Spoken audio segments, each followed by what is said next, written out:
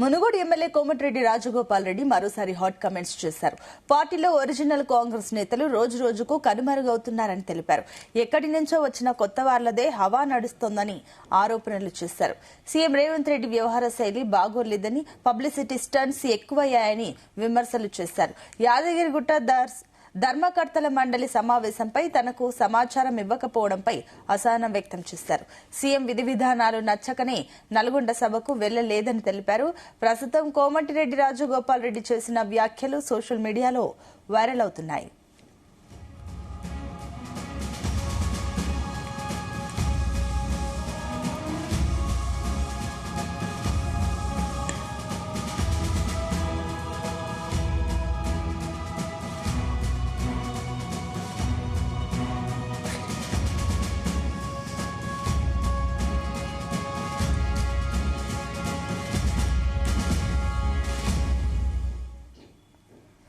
Munugode MLA Komatireddy Rajagopal Reddy మరోసారి hot comments చేశారు. పార్టీలో ఒరిజినల్ కాంగ్రెస్ నేతలు రోజు రోజుకు కనుమరుగవుతున్నారని తెలిపారు. ఎక్కడి నుంచో వచ్చిన కొత్త వాళ్లదే హవా నడుస్తోందని ఆరోపణలు చేశారు. సీఎం రేవంత్ రెడ్డి వ్యవహార శైలి బాగోలేదని, పబ్లిసిటీ స్టంట్స్ ఎక్కువయ్యాయని విమర్శలు చేశారు.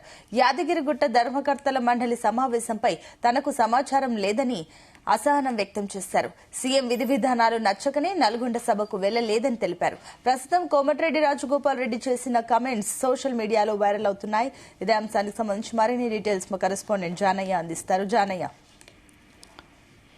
సునీత, మునుగోడు ఎమ్మెల్యే కోమటిరెడ్డి రాజగోపాల్ రెడ్డి మరొకసారి కూడా ఇటు సీఎం రేవంత్ రెడ్డి పైన కూడా హాట్ కామెంట్ చేసిన పరిస్థితి కనబడుతుంది. గతంలోనే కాంగ్రెస్ పార్టీ అధికారంలోకి వచ్చిన తర్వాత తనకు మంత్రి పదవి విషయంలో మంత్రి పదవి ఇవ్వకపోవడం పట్ల కూడా ఇటు సీఎం రేవంత్ రెడ్డి పైన కావచ్చు, కాంగ్రెస్ ప్రభుత్వం పైన, అలాగే కాంగ్రెస్ పార్టీ అధిష్టానం పైన కూడా ఆయన పలుమార్లు విమర్శలు అయితే చేసిన సందర్భం విషయం. అయితే ప్రస్తుతం ఏదైతే యాదగిరిగుట్టకు సంబంధించినటువంటి ఏదైతే ట్రస్ట్ బోర్డుకు సంబంధించినటువంటి ధర్మకర్తల మండలి ఏదైతే దానికి బోర్డుకు సంబంధించినటువంటి కమిటీని నిన్న రాత్రి ప్రభుత్వం అయితే ప్రకటించడం జరిగింది. ఏదైతే ఏపీలో ఉన్నటువంటి తిరుమల తిరుపతి దేవస్థానం మాదిరిగానే ఇక్కడ యాదాద్రి టెంపుల్ కు సంబంధించి కూడా ట్రస్ట్ బోర్డు ఏర్పాటు చేయాలనే ఉద్దేశంతో గతంలోనే సీఎం రేవంత్ రెడ్డి ప్రకటన చేయడం జరిగింది. దానిపైన నిన్న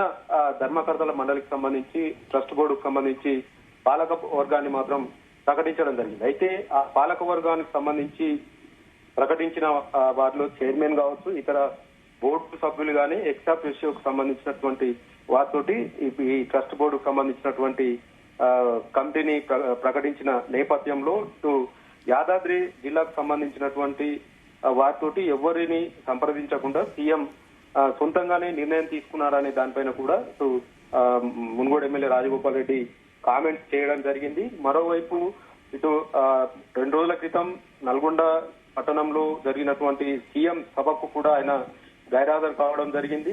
అయితే దీనిపైన కూడా రాజగోపాల్ రెడ్డి కామెంట్స్ చేయడం జరిగింది. ఒరిజినల్ అయితే ప్రస్తుత కాంగ్రెస్ ప్రభుత్వంలో గాని పార్టీలో గాని ఒరిజినల్ కాంగ్రెస్ వారికి ఎక్కడ స్థానం లేకుండా అయింది.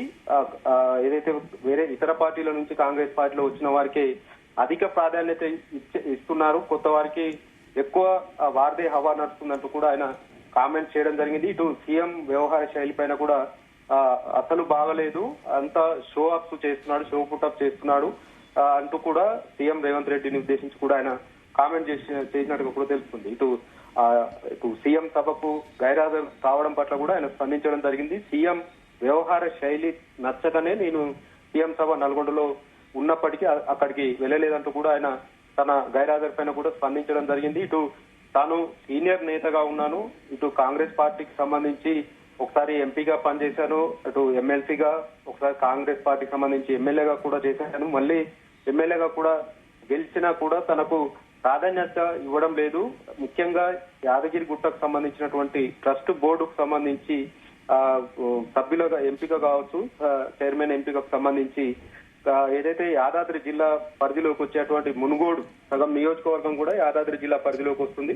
ఆ జిల్లా పరిధికి సంబంధించినటువంటి సీనియర్ కాంగ్రెస్ నేతను, సీనియర్ ఎమ్మెల్యేను అయినప్పటికీ తనను సంప్రదించకుండా, కనీసం సమాచారం ఇవ్వకుండా ఆ ట్రస్ట్ బోర్డును ప్రకటించడం పట్ల కూడా ఆయన తీవ్ర అసంతృప్తి వ్యక్తం చేసినట్టుగా కూడా తెలుస్తుంది. ఈ విషయం పైన మొత్తం రాజగోపాల్ రెడ్డి చేసినటువంటి కామెంట్స్ అన్ని కూడా సోషల్ మీడియాలో వైరల్ గా మారడంతో కొంత రాజకీయంగా మళ్ళీ తెరపైకి రాజగోపాల్ రెడ్డి వ్యవహారం అంతా వచ్చినట్టుగా కూడా తెలుస్తుంది. అయితే కాంగ్రెస్ పార్టీలో ఆయన బీజేపీ పార్టీ నుంచి కాంగ్రెస్ పార్టీలో చేరిన తర్వాత కాంగ్రెస్ పార్టీ అధికారంలోకి రావడం, ఆయనకు మంత్రి పదవి ఇస్తామని చెప్పి ఇచ్చినటువంటి హామీని వాయిదా వేసుకుంటూ వస్తున్న నేపథ్యం ఇప్పటికే 2.5 ఏళ్లు కాంగ్రెస్ ప్రభుత్వం తెలంగాణలో అధికారంలోకి వచ్చి 2.5 ఏళ్లు గడుస్తున్నప్పటికీ మంత్రివర్గ విస్తరణ రేపు మాపు అంటూ కూడా కాలయాపన చేస్తూ ఆయనకు మంత్రి పదవి ఇవ్వకుండా కొంత గ్యాప్ రావడంతో ఆయన గతంలోనే తీవ్ర స్థాయిలో విమర్శలు చేయడం, ఒకానొక సందర్భంలో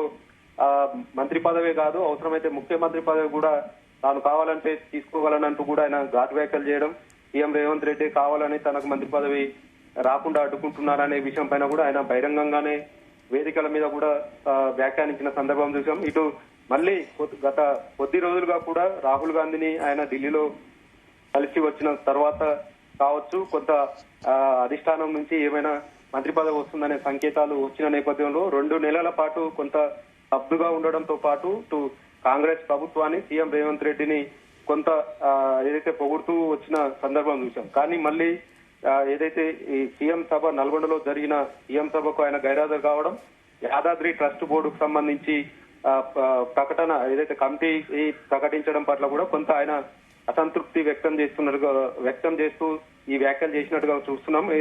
ఏదైతే సీఎం సభ నల్గొండలో దాదాపుగా ఇప్పటికే 6 సార్లకు పైగా కూడా ఉమ్మడి జిల్లాలో సీఎం రేవంత్ రెడ్డి సీఎం అయిన తర్వాత పర్యటించడం జరిగింది. అయినా ఒక్క సందర్భంలోనే ఏదైతే సంవత్సర కాలం పూర్తయిన ప్రభుత్వ ప్రజాపాలన పూర్తయిన సందర్భంగా నల్గొండలో మెడికల్ కాలేజ్ సంబంధించి ఓపెనింగ్ విషయంలో ఆ రోజు ఒక్కరోజు తప్ప మిగతా సభల విషయంలో గానీ సీఎం రేవంత్ రెడ్డి పర్యటన విషయంలో కూడా ఎన్నడూ కూడా రాజగోపాల్ రెడ్డి పాల్గొనలేదు. ఇటు తన సోదరుడు కోమటిరెడ్డి వెంకటరెడ్డి ప్రతిష్టాత్మకంగా తీసుకున్నటువంటి ఈ నల్గొండ సభకు ఖచ్చితంగా రాజగోపాల్ రెడ్డి వస్తాడని ఆశించినప్పటికీ ఆయన గైర్హాజరు కావడం, ఉమ్మడి నల్గొండ జిల్లాకు సంబంధించి మొత్తం 11 మంది కాంగ్రెస్ ఎమ్మెల్యేలు ఆయన రాజగోపాల్ రెడ్డి ఒక్కడే మాత్రమే గైర్హాజరయ్యారు. మిగతా వారంతా కూడా హాజరు కావడం జరిగింది. అయినా కూడా రాజగోపాల్ రెడ్డి వ్యవహార శైలి పట్ల కూడా కొంత ఆ రోజు కొంత ఎవరు వ్యాఖ్యలు చేయనప్పటికీ 2 రోజుల గ్యాప్ తర్వాత కూడా రాజగోపాల్ రెడ్డి స్పందించడం, సీఎం